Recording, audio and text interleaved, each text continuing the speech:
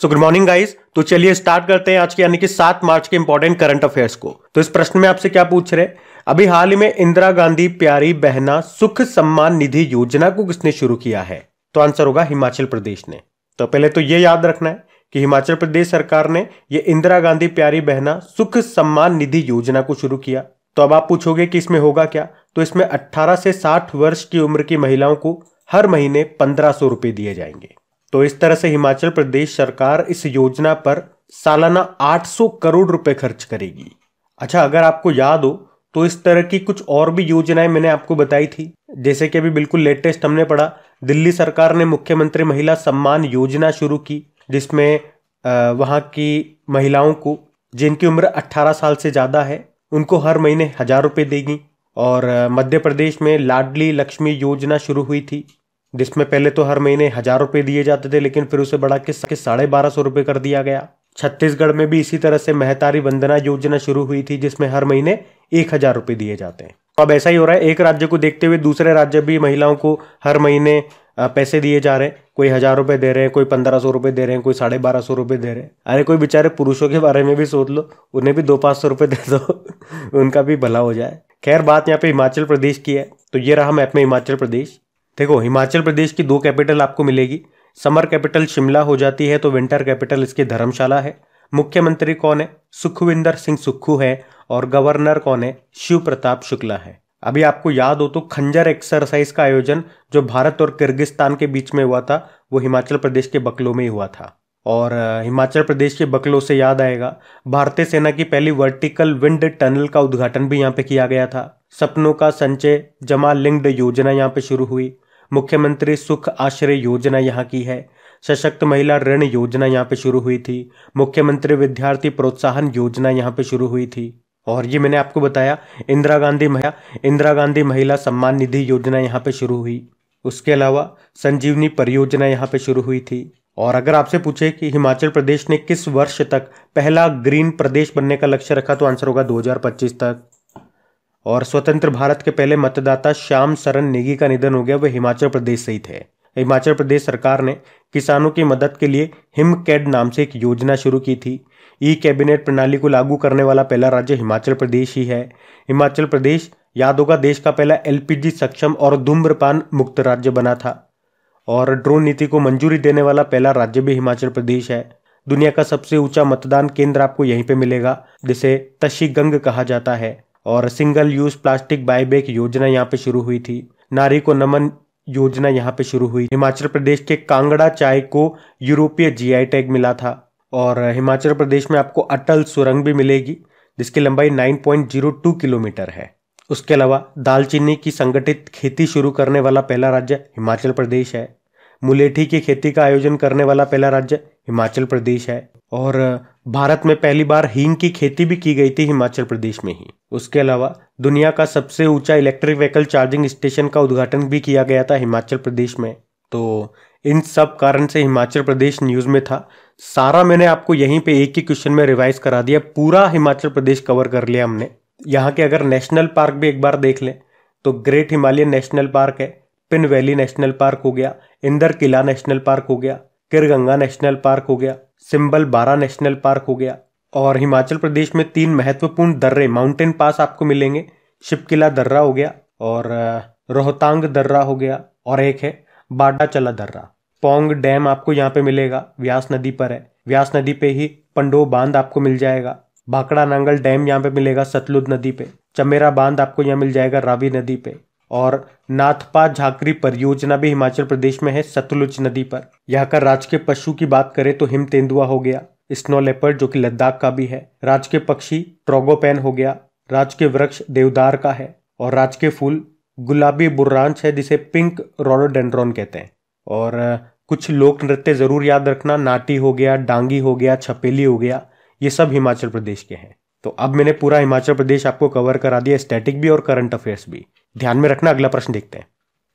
फिर आपसे पूछ रहे हैं, अभी हाल ही में किस राज्य के माजुली मुखौटे को जीआई टैग मिला है? तो आंसर होगा असम।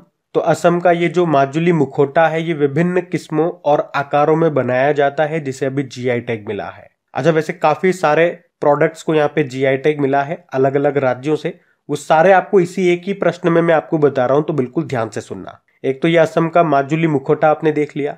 इसके अलावा असम की ही एक माजुली पांडुलिपि पेंटिंग है, उसको भी जीआई टैग मिला है।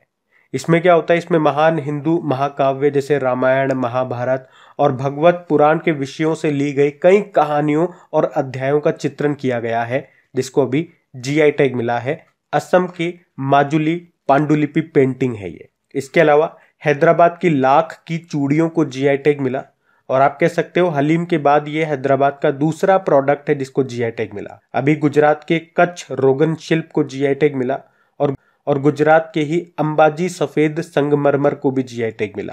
उसके अलावा अभी मध्य प्रदेश के रतलाम रियावन लहसुन को भी जीआई टैग मिला। तो पश्चिम बंगाल के बांग्लार मलमल, जो कि एक नाजुक सूती कपड़ा है, उसको भी जीआई टैग मिला। तो आंध्र प्रदेश के नरसापुर क्रोशिया लेस उत्पाद को भी जीआई टैग मिला है। इससे क्या होता है, एक तरह का उपकरण है ये, एक तरह का डिवाइस आप समझो, जिससे कपड़ों पे या घर की सजावट की जाती है। तो देखो इतने सारे प्रोडक्ट्स को जीआई टैग मिला है, जिसमें से कुछ असम के हैं, एक हैदराबाद का हो गया, एक गुजरात, एक मध्य प्रदेश, पश्चिम बंगाल, आंध्र प्रदेश। तो अलग अलग क्वेश्चन कराने की अपेक्षा मैंने आपको सारे एक ही यहाँ पे प्रश्न में करवा दिए हैं, ये आपको ध्यान में रखने हैं। और जब भी जीआई टैग वाला प्रश्न आता है तो 2024 में अभी तक जितने भी प्रोडक्ट्स को जीआई टैग मिला है वो मैं आपको रिवाइज करवाता हूँ। लेकिन आज एक ही प्रश्न में इतने सारे जीआई टैग्स हमने पढ़ लिए, तो ज्यादा बता दूंगा तो मिक्सअप हो जाएगा। तो पहले आप इनको अच्छे से ध्यान में रखो, फिर अगली बार जब कोई प्रश्न आएगा तो मैं आपको सारे रिवाइज करवा दूंगा 2024 वाले। ठीक है, अभी अगला प्रश्न देखते हैं। लेकिन जीआई टैग से इतना आपको बता दूं कि जीआई मतलब ज्योग्राफिकल इंडिकेशन होता है। ये अधिनियम है 1999 का, लागू हुआ 2003 में। पहली बार किसे मिला था, 2004 में दार्जिलिंग टी को, जो कि पश्चिम बंगाल की है। अभी अगला प्रश्न देखते हैं। फिर आपसे पूछ रहे अभी भारत की पहली एआई टीचर का नाम क्या है, तो आंसर होगा आइरिस है। तो ये आर्टिफिशियल इंटेलिजेंस पर आधारित देश की पहली रोबोट टीचर है, जिसका नाम आइरिस है। इसे किसने बनाया, मेकर लैब्स एडुटेक ने बनाया है। और ये टीचर 3 भाषाएं बोल सकती है। और ये किस स्कूल में टीचर है, तो केरल के तिरुवनंतपुरम में KTCT हायर सेकेंडरी स्कूल में इन्हें टीचर बनाया गया। ये आर्टिफिशियल इंटेलिजेंस बेस्ड एक रोबोटिक टीचर है। तो ये भारत की पहली एआई टीचर है, तो नाम याद रखना आइरिस है। अच्छा, ये आइरिस नाम आपने जरूर सुना होगा, ये हमारी आंख में होता है। और ये प्रश्न एक बार एग्जाम में जरूर आया था कि आइरिस का काम क्या होता है। तो आपको पता है ये कंट्रोल करता है हमारी आंखों में जो रोशनी जाती है, जो लाइट जाती है, कितनी लाइट जानी है उसकी क्वांटिटी को ये कंट्रोल करने का काम करता है। प्रैक्टिकल भी आपने देखा होगा, जब आप अंधेरे कमरे में जाते हो एकदम से, तो आप देखना हमारी आंख में जो क्या कहते हैं इसको हिंदी में, पुतली, बीच में जो काला काला डॉट आप देखोगे ना आंख में, जिसे इंग्लिश में आइरिस कहते हैं, तो उसका साइज बड़ा हो जाता है। और जब आप कमरे से बाहर रोशनी में जाते हो, धूप में जाते हो, तो आप देखना वो डॉट पतला हो जाता है। तो पतला हो गया मतलब वो कम रोशनी को अंदर जाने दे रहा है। और जब अंधेरे कमरे में आ गए तो वो बड़ा हो जाता है, मतलब वो ज्यादा रोशनी को अंदर जाने दे रहा है। तो वो जो लाइट आंखों में जा रही है उसको कंट्रोल करने का काम करता है आइरिस। ये प्रश्न एग्जाम में पूछा गया था, मैंने एक बार आपको बता दिया।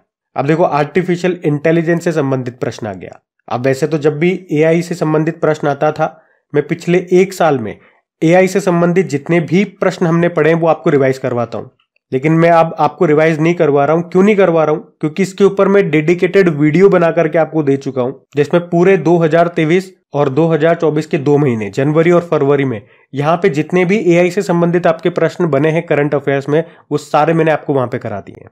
और मैंने इस वीडियो के लास्ट में आपको बोला भी था कि इसमें फरवरी एंड तक सारे प्रश्न आ चुके हैं। इसके बाद जो एआई से संबंधित प्रश्न हम करंट अफेयर्स में पढ़ेंगे वो मैं आपको रिवाइज करवा दूंगा आपके डेली करंट अफेयर्स में। तो वहां तक के प्रश्न के लिए वो आप वीडियो जरूर देखना, ताकि सारे क्वेश्चन आपको एक ही जगह पे मिल जाएंगे। बाकी उसके बाद 2-3 प्रश्न हमने पढ़े हैं एआई से, वो मैं आपको रिवाइज करवाऊंगा जरूर। जैसे कि अभी गूगल ने जीनी नाम से एक एआई प्लेटफॉर्म लॉन्च किया था, जो क्या काम करता है, 2D वीडियो गेम बनाएगा। और उसके अलावा एक पॉइंट याद रखना कि अभी यूनाइटेड अरब अमीरात में जो विश्व सरकार शिखर सम्मेलन हुआ था, वहां पे भारत को एआई संचालित सड़क सुरक्षा पहल के लिए नवा गवर्नमेंट टेक पुरस्कार मिला था। तो ये आप ध्यान में रखना। अगला प्रश्न देखते हैं। चलिए फिर आपसे पूछते हैं, अभी हाल ही में किस राज्य सरकार ने माय युवा योजना को शुरू करने की घोषणा की है, तो आंसर होगा उत्तर प्रदेश ने। तो अभी उत्तर प्रदेश सरकार ने युवाओं में उद्यमिता को बढ़ावा देने के लिए मुख्यमंत्री युवा उद्यमी विकास अभियान नाम से एक योजना शुरू की है, जिसे आप शॉर्ट में बोलोगे माय युवा। तो क्या होगा इस योजना में? तो इस योजना के तहत उद्योग और सर्विस सेक्टर की परियोजनाओं के लिए 5 लाख रुपए का ब्याज मुक्त लोन दिया जाएगा। तो ये पहल न सिर्फ उद्यमिता को बढ़ावा देगी बल्कि ग्रामीण और शहरी क्षेत्रों में रोजगार के अवसर भी पैदा करेगी। अब देखो, योजना से संबंधित प्रश्न है तो मैं आपको कुछ इंपॉर्टेंट योजनाएं रिवाइज करवाता हूं। तो आपको याद है मुख्यमंत्री संपूर्ण पुष्टि योजना, इसको उड़ीसा ने शुरू किया। मुख्यमंत्री कृषक मित्र योजना को मध्य प्रदेश ने, मुख्यमंत्री ग्रामीण आवास न्याय योजना छत्तीसगढ़ ने, मुख्यमंत्री अल्पसंख्यक उद्यमी योजना को बिहार ने, मुख्यमंत्री लोक सेवक आरोग्य योजना असम ने शुरू की, युवा मितान परिवहन योजना को छत्तीसगढ़ ने, अबुआ बीर दिशोम योजना को झारखंड ने शुरू किया, और अनुसूचित जाति यानी कि एससी के उत्थान के लिए सामाजिक न्याय व अधिकारिता मंत्रालय ने श्रेष्ठ नाम से एक योजना शुरू की थी। लेक लाकड़ी योजना को महाराष्ट्र ने शुरू किया था, और मुख्यमंत्री सुख आश्रय योजना को हिमाचल प्रदेश ने शुरू किया था। तो कुछ 10 इंपॉर्टेंट योजनाएं मैंने यहाँ पे आपको रिवाइज कराई है, इनको आप ध्यान में रखना। अगला प्रश्न देखते हैं। तो फिर आपसे पूछ रहे हैं क्या अभी हाल ही में पहले जेट सूट रेस का आयोजन ये कहां पे किया गया? तो आंसर होगा यूनाइटेड अरब अमीरात में। तो अभी यूएई में दुनिया की पहली जेट सूट रेस का आयोजन किया गया। इसमें पायलट्स ने आयरन मैन मूवी आपने देखी होगी, उसके जैसा सूट पहन करके रेस लगाई। और विजेता कौन रहे? तो यूके के 22 साल के जेट सूट पायलट जिनका नाम है इस्सा कल्फोन, उन्होंने इस रेस को जीत लिया। तो दुबई के मरीन बीच पर हुई इस रेस में पायलट्स 1500 हॉर्स पावर का सूट पहने हुए थे और फिर उन्होंने रेस लगाई। फोटो में आप देख सकते हो इस तरह का ये सूट था, आपने यूट्यूब में कई बार देखा भी होगा। अच्छा, यूनाइटेड अरब अमीरात की बात करते हैं। अभी ये काफी न्यूज में था, मैं आपको बताता हूँ किन कारण से। आप पहले मैप में देखो, ये रहा मैप में यूएई, कैपिटल अबू धाबी है। यहीं पे आपको इंटरनेशनल रिन्यूएबल एनर्जी एजेंसी का हेडक्वार्टर मिलेगा।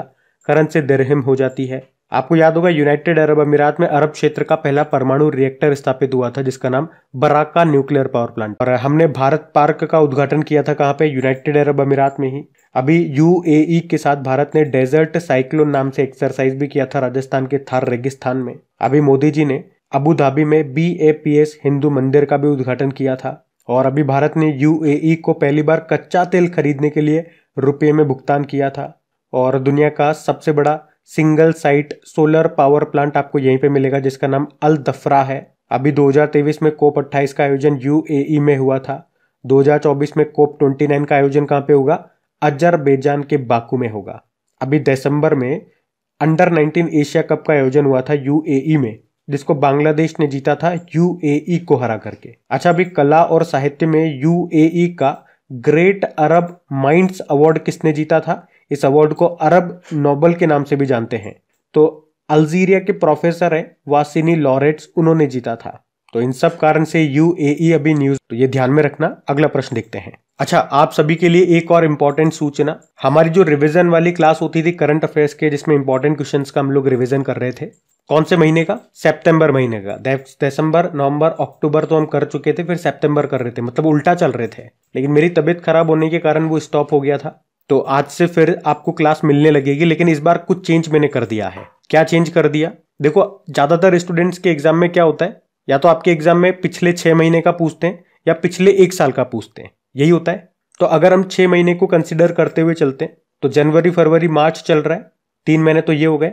और इससे पहले के 3 महीने आप ले लो, दिसंबर, नवंबर, अक्टूबर। तो मैंने दिसंबर, नवंबर, अक्टूबर का तो आपको बढ़िया तरीके से रिवीजन करवा दिया। रिवीजन वाली क्लास आपने देखी होगी, जिसने देखी होगी उनको बेनिफिट मिला है। तो अब मैंने कहा सितंबर करवाने से अच्छा है, अभी 2024 में भी तो हमारे 3 महीने हो जाएंगे लगभग। भाई मार्च तो लगभग यूं समझ लो 1/4 निकल गया, लेकिन जनवरी, फरवरी तो हो चुका है ना।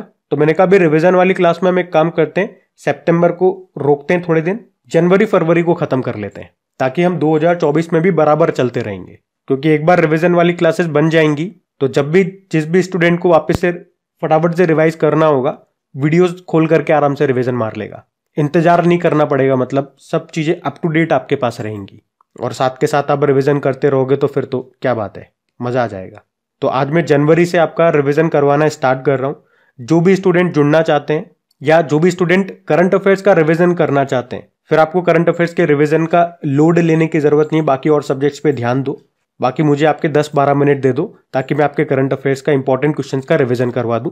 मैं किस तरह से रिवीजन करवाता हूं वो आप एक बार क्लास अटेंड करके देख सकते हैं। एक बार देख लोगे तो मजा आ जाएगा, आपका बहुत टाइम बचेगा। कहने की बात यह है, घर पे आपको टाइम देने की जरूरत नहीं पड़ेगी और एक डेली रूटीन भी आपका बन जाएगा। वीडियो देखने से ये होता है, घर पे तो एक दिन रिवीजन किया, दूसरे दिन मेहमान आ गए नहीं किया, तीसरे दिन कहीं चले गए, दोस्त आ गया नहीं किया। लेकिन वीडियो देखने से क्या होगा कि सुबह, दिन में, शाम को, रात में कभी भी वो 12 मिनट का वीडियो चलाना है, आपका रिवीजन हो गया। बस आपको रजिस्टर ढूंढने की, लिखने की, ये सारी टेंशन खत्म हो जाएगी। बस अगर सेशन अच्छा लगता है तो इसे लाइक जरूर करना और दोस्तों के साथ में या स्टडी ग्रुप में एक बार वीडियो को शेयर जरूर करना। हमारे आज के इस वीडियो का लाइक का टारगेट रखते हैं 7000 लाइक का। बाकी प्रैक्टिस के लिए मैं क्विज देता ही हूँ, पीडीएफ आपको मिल ही जाती है क्रिक एग्जाम एप्लीकेशन पे। अभी अगला प्रश्न देखते हैं। चलो फिर अगले प्रश्न में देखते हैं। अगला प्रश्न पूछ रहा है अभी हाल ही में डाक पत्र से मतदान करने की सुविधा के लिए चुनाव आयोग के द्वारा कितनी आयु निर्धारित की गई है? तो आंसर होगा 85 ईयर।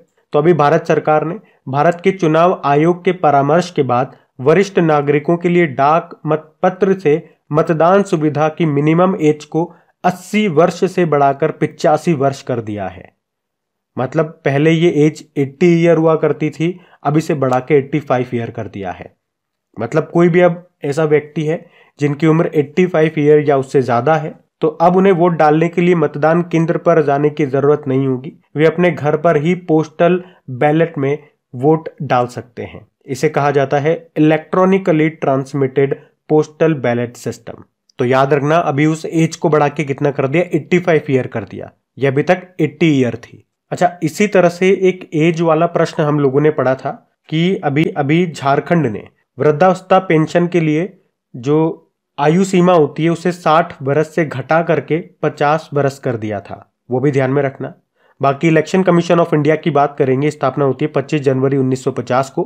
और अगर बात करें कि election commission of India Bharat के निर्वाचन आयोग के बारे में संविधान के किस अनुच्छेद में वर्णित है, तो 324 से लेके 329 तक। और हमारे इलेक्शन कमीशन ऑफ इंडिया कौन है? राजीव कुमार है 25वें नंबर के। हमारे 2 चुनाव आयुक्त भी हैं, कौन? अनूप चंद्र पांडे और अरुण गोयल। तो ये सारी बातें ध्यान में रखना। अगला प्रश्न देखते हैं। अच्छा, आगे बढ़ने से पहले एक प्रश्न का उत्तर आप लोग देना कि इलेक्शन कमीशन ऑफ इंडिया ने किसे अपना ब्रांड एम्बेसडर बनाया था। अब बढ़ते हैं आगे। फिर आपसे पूछ रहे हैं अभी हाल ही में प्रधानमंत्री नरेंद्र मोदी जी ने कहां भारत की पहली अंडर वाटर मेट्रो सेवा का उद्घाटन किया?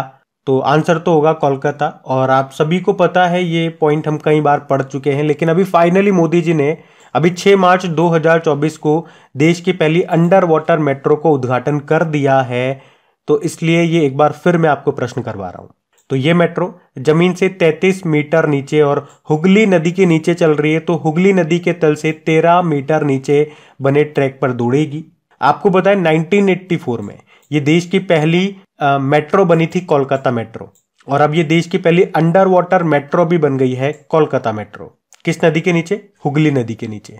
और इसके लिए हावड़ा स्टेशन से महाकर्ण स्टेशन तक 520 मीटर लंबी टनल बनाई गई है, जिसमें 2 ट्रैक बिछाए गए हैं। और ये जो हावड़ा स्टेशन है ना, याद रखना, जमीन से 30 मीटर नीचे है।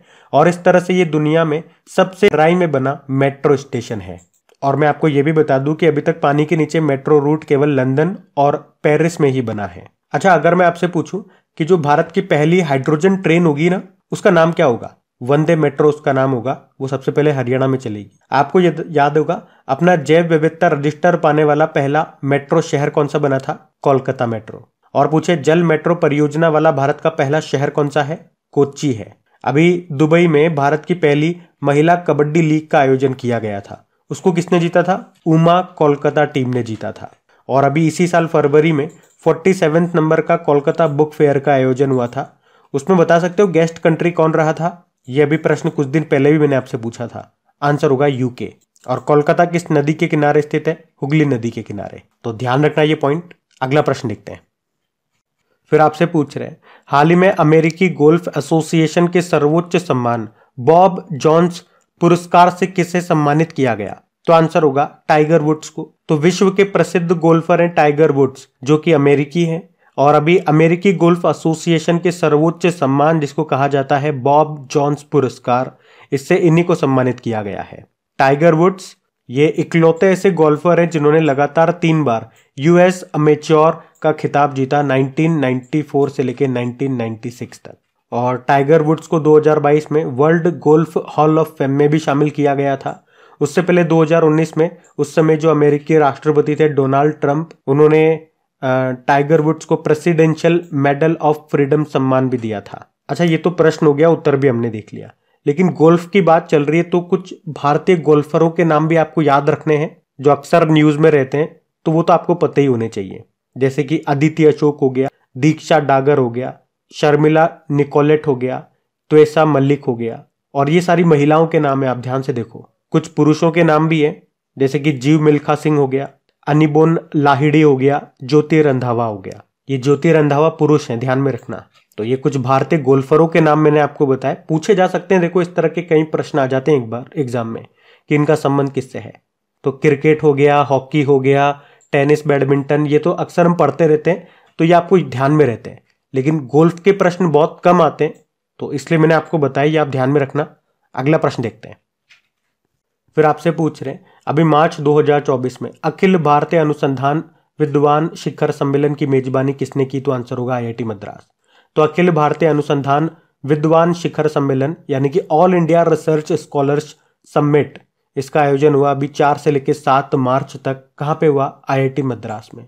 तो इसमें जो रिसर्चर्स थे, जो स्कॉलर्स थे, उन्होंने पार्टिसिपेट किया, इसमें हिस्सा लिया और उन्होंने अपने अपने अनुसंधान क्षेत्रों में जो प्रगति की है वो सबके साथ यहाँ पे साझा की और भविष्य की क्या क्या उनकी रणनीतियां हैं, क्या क्या प्लान्स हैं, क्या क्या आइडियाज हैं, उन सब पे यहाँ पे चर्चा की गई। अच्छा, IIT मद्रास काफ़ी न्यूज़ में भी रहता है। जैसे कि आपको याद होगा, भारत के बाहर पहला IIT कैंपस किसने खोला था? IIT मद्रास ने ही। कहाँ पे? तंजानिया में। ये अफ्रीकी देश है तंजानिया। तंजानिया के जांजीबार में खोला था। और यहाँ पे पहली महिला डायरेक्टर कौन बनी थी? प्रीति अग्लायम बनी थी। और अभी IIT मद्रास ने, हमने पढ़ा था, श्रीलंका के कैंडी में भी ये अपना एक नया कैंपस खोलेगा। उसके अलावा IIT मद्रास ने पानी से आर्सेनिक को हटाने के लिए अमृत नाम से एक टेक्नोलॉजी डेवलप्ड की थी। और IIT मद्रास ने दूध में मिलावट का पता लगाने के लिए पॉकेट फ्रेंडली डिवाइस को भी डेवलप किया था। और यहाँ पे सारंग महोत्सव भी मनाया जाता है IIT मद्रास में ही। IIT मद्रास ने, आपको याद होगा, पिछले साल पढ़ा था हमने कि वॉर्टन क्यूएस री इमेजिंग एजुकेशन अवार्ड भी जीता था। इसे शिक्षा का ऑस्कर भी कहा जाता है, तो ध्यान रखना ये। अगला प्रश्न देखते हैं। फिर आपसे पूछ रहे हैं कि मार्च 2024 में बिहार का नया मुख्य सचिव किसे नियुक्त किया गया? तो आंसर होगा ब्रजेश मेहरोत्रा को। तो ब्रजेश मेहरोत्रा ये बिहार के नए मुख्य सचिव बने हैं। और उन्होंने किनका स्थान लिया? आमिर सुबहानी का। आप जानते हो भी इंद्रमणि पांडे ये बिम्स्टेक के नए महासचिव बने थे। और रघु श्रीनिवासन कौन है? बॉर्डर रोड ऑर्गेनाइजेशन के नए चीफ बने। तुषार मेहता ये भारत के सॉलिसिटर जनरल बने। बाकी बिहार आप जानते ही हो, कैपिटल पटना होती है, मुख्यमंत्री नीतीश कुमार है और गवर्नर है राजेंद्र विश्वनाथ अर्लेकर। तो गाइज, ये था आज का आपका करंट अफेयर्स का सेशन। कमेंट करके जरूर बताइएगा आपको सेशन कैसा लगा। और वीडियो को आपने अभी तक लाइक नहीं किया, वीडियो अगर पसंद आता है तो प्लीज लाइक जरूर करना। अभी मैं आपको कल के करंट अफेयर्स का क्विक रिवीजन कराता हूं, फिर सेशन एंड करते हैं। तो पहला प्रश्न आपसे पूछा था, स्टेनलेस स्टील सेक्टर में भारत के पहले ग्रीन हाइड्रोजन प्लांट का उद्घाटन कहां पे किया गया? तो आंसर होगा हरियाणा में। और हंगरी के नए राष्ट्रपति बने तामस सुलियोक। भारत का पहला राष्ट्रीय डॉल्फिन अनुसंधान केंद्र का उद्घाटन किया गया बिहार में। गर्भपात को संवैधानिक अधिकार घोषित करने वाला पहला देश बना फ्रांस। और चक्षु प्लेटफॉर्म को किसने लॉन्च किया? दूरसंचार विभाग ने। डेफ कनेक्ट 2024 का आयोजन कहां पे हुआ? नई दिल्ली में। मुख्यमंत्री महिला सम्मान योजना को शुरू किया दिल्ली ने। और बी साई प्रणीत ने संन्यास की घोषणा कर दी। इनका संबंध है बैडमिंटन से। अंतर्राष्ट्रीय निरस्त्रीकरण और प्रसार जागरूकता दिवस मनाया आपने अभी 5 मार्च को। और आखिरी प्रश्न पूछा, BSF की पहली महिला स्नाइपर कौन बनी है? तो आंसर होगा सुमन कुमारी। कल का होमवर्क प्रश्न देखते हैं और सेशन एंड करते हैं। तो कल के वीडियो में आपसे पूछा था, भारत के पहले स्किल इंडिया सेंटर का उद्घाटन कहां पे किया गया? तो आंसर होगा उड़ीसा में। आप सभी ने प्रश्न का बिल्कुल सही उत्तर दिया। अब ये आज का आपका होमवर्क प्रश्न।